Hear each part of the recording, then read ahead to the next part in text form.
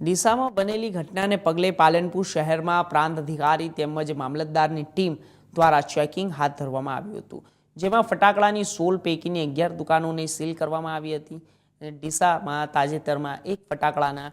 ગોડાઉનમાં આગ લાગતા 22 મજૂરોના મોત નીપજ્યા હતા, જેને લઈને બનાસકાંઠા કલેક્ટર મિહિર પટેલ દ્વારા જલ્દી અને તેને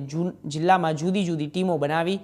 ચેકિંગ હાથ ધરવામાં આવ્યું, જેમાં પાલનપુર શહેરમાં કુલ 16 લાયસન્સ આપવામાં આવેલા હતા, જેમાંથી 5 વેપારીઓએ આ ઘટનાને લઈ પોતાના લાયસન્સ જમા કરાવી ફટાકડાનો વેપાર ધંધો બંધ કરી દીધો છે.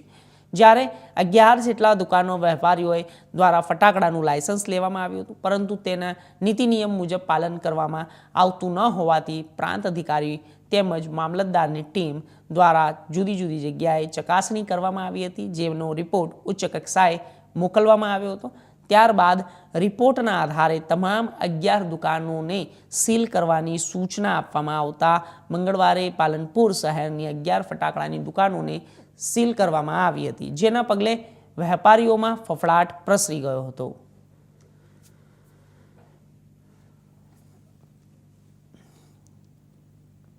તો આપને જણાવી દઈએ કે જ્યારે ફટાકડાની 16 પૈકીની 11 દુકાનો સીલ કરાઈ છે. ડીસામાં બનેલી ઘટનાને પગલે પાલનપુર શહેરમાં પ્રાંત અધિકારી તેમજ મામલતદારની ટીમ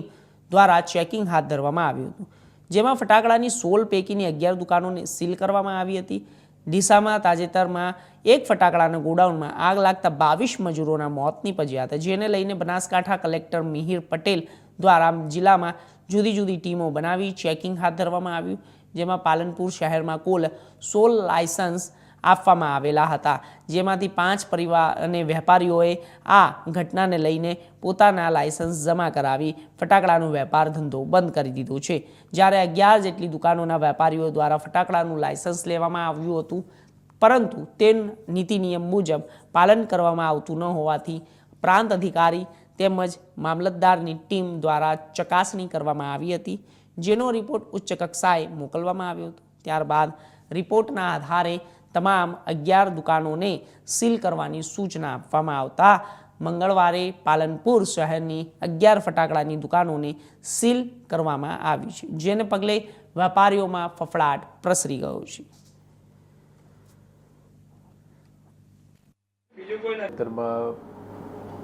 ડીસામાં આવેલ જે ગેરકાયદેસર ફટાકડાના ગોડાઉનમાં દુર્ઘટના બની છે, ત્યારબાદ તકેદારીના ભાગરૂપે જિલ્લાના બાકીના તાલુકાઓમાં પણ આવી ઘટના ના બને તે માટે તમામ 14 તાલુકાઓમાં એક્ઝિક્યુટિવ મજિસ્ટ્રેટ અને રેવન્યુની ટીમ બનાવી આ પ્રકારના લાયસન્સ જ્યાં પણ ઇસ્યુ કરવામાં આવ્યા છે ત્યાં લાયસન્સ ધારણ કરનાર દ્વારા લાયસન્સની તમામ શરતોનું પાલન થાય છે કે નહીં તે માટે અલગ અલગ ટીમો બનાવી ચકાસણીની જે પ્રક્રિયા છે એ હાલમાં ચાલુમાં છે, તથા જ્યાં પણ લાયસન્સની કોઈપણ શરતનું પરવાનેદાર દ્વારા ઉલ્લંઘન થતું હોય ત્યાં તાત્કાલિક રીતે સીલ કરવાની સૂચના આપવામાં આવી છે. અને ભવિષ્યમાં તાલુકાની ટીમો દ્વારા રિપોર્ટ મળીએથી આ તમામ જે લાયસન્સ છે એ ક્યાંય પણ કોઈપણ જાતની ગેરરીતિ જણાતી હશે તો રદ કરવા સુધીની કાર્યવાહી કરવામાં આવશે.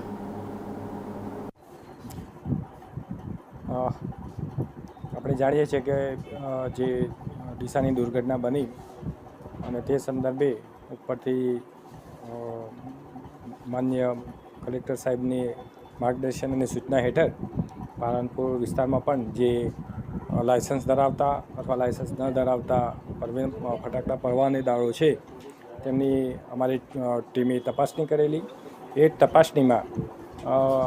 જે નીતિ નિયમો અને શરતોનું પાલન થયું નથી તેવાનો મામલતદાર કચેરીથી નકારાત્મક અભિપ્રાય આપી ઉપર મૂકવામાં આવેલી અને જે આવા નીતિ નિયમો પાલન કરેલ નથી તેવી કુલ 11 જે પરવાનેદારો છે એમનો હાલ પૂરતી જે જથ્થો છે એ સીઝ કરવાનો નિર્ણય કરવામાં આવેલો છે. કુલ